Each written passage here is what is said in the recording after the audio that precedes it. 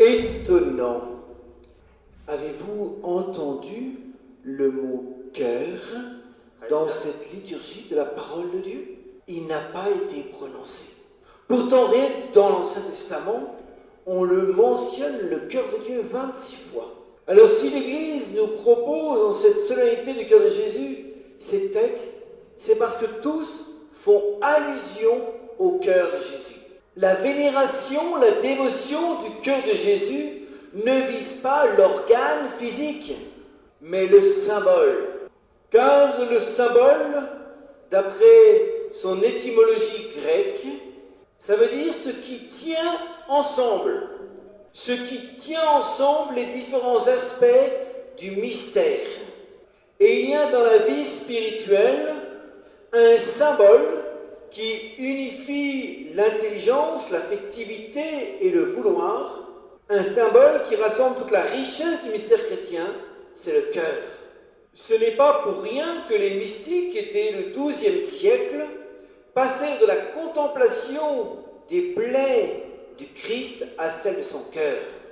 Parce qu'en Jésus, tout est unifié. Contempler le cœur de Jésus, c'est en même temps contempler le cœur de Dieu, rempli de miséricorde et de bienveillance, comme nous l'avons entendu dans la lecture de Ézéchiel, et c'est en même temps contempler le cœur de Jésus, celui d'un homme qui, par ses paroles et par ses actes, nous montre le chemin de la vraie vie.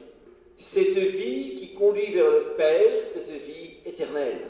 Si vous regardez les croix, vous voyez que le Christ a le côté droit ouvert. Or, chacun d'entre nous a le cœur à gauche. C'est pour nous faire comprendre que Jésus accomplit en sa chair la prophétie du prophète Ézéchiel au chapitre 47.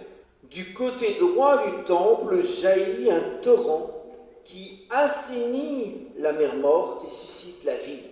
Ce que le centurion romain voit au pied de la croix, ce que le disciple bien-aimé nous rapporte, nous invite à dépasser le niveau corporel pour entrer dans le symbole. Par sa mort, Jésus nous ouvre à la vie éternelle. De même que du côté d'Adam est née Ève, du côté ouvert du Christ naît l'Église, naît chacun d'entre nous, car l'Église, c'est chacun d'entre nous. Saint Paul, contemplant la passion du Christ, ne cesse de nous inviter à nous émerveiller de l'amour dont nous sommes aimés. Réécoutons notre seconde lecture. On donne difficilement sa vie pour quelqu'un qui est bien. Mais voyez comment Dieu démontre l'amour qu'il a pour nous. Le Christ est mort alors que nous étions encore pécheurs.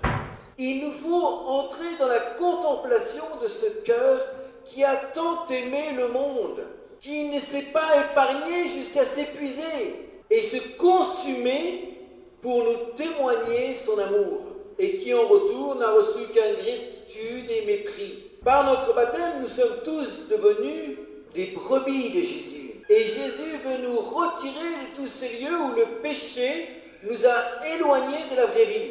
Mais acceptons-nous d'être portés par lui? Acceptons-nous qu'il prenne soin de nous? Avez-vous bien entendu la première lecture? Je chercherai celle qui est perdue. Je ramènerai celle qui est égarée. Je panserai celle qui est blessée. Je raffermirai celle qui est malade. Je veillerai sur celle qui est forte. Je prendrai soin d'elle avec justice. Dieu s'intéresse à chacun d'entre nous. Mais acceptons-nous d'être sauvés par pure grâce? Ou voulons-nous nous sauver par nous-mêmes? La dévotion au cœur de Jésus n'est pas là comme quelque chose qu'on fait pour nous attirer les grâces de Dieu. Elle nous ouvre à cette réalité qui dépasse toute logique de rétribution. Pour entrer dans le mystère de la rédemption, dans le mystère de la grâce, pour entrer dans ce mystère, le côté ouvert de Jésus est comme la porte d'entrée. Écoutons saint Augustin. L'entrée est accessible grâce au Christ, qui en est la porte. Celle-ci s'est ouverte pour toi aussi, quand son cœur fut ouvert par la lance. Souviens-toi de ce qui en jaillit, et choisis donc par où tu peux entrer. Du côté du Seigneur qui mourait sur la croix, le sang et l'eau jaillirent.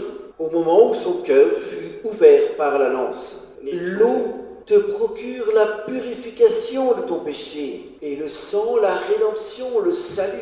La dévotion, ou plus exactement la spiritualité du cœur de Jésus, s'est développée grâce aux jésuites.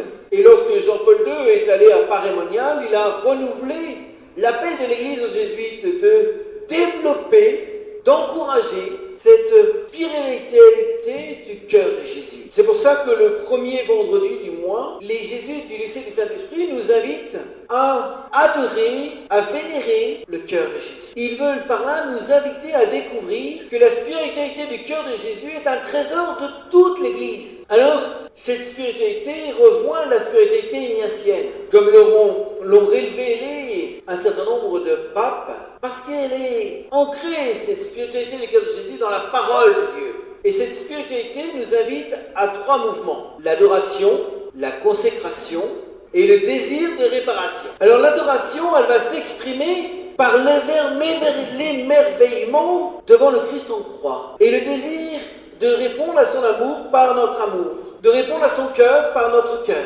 Écoutons ce que nous propose saint Ignace dans la méditation des exercices au numéro 53. Je lui demanderai comment lui, le Créateur, en est venu à se faire homme, et comment, de la vie éternelle, il en est venu à la mort temporelle, et à mourir ainsi pour mes péchés. Au pied de la croix, 2 histoires se croisent, 2 regards se parlent. Et moi, que dois-je faire pour le Christ? Le deuxième mouvement, c'est la consécration. Saisi par l'amour du Christ, on cherche à saisir Dieu à notre tour. Jésus nous dit: mettez-vous à mon école, car je suis doux et humble de cœur.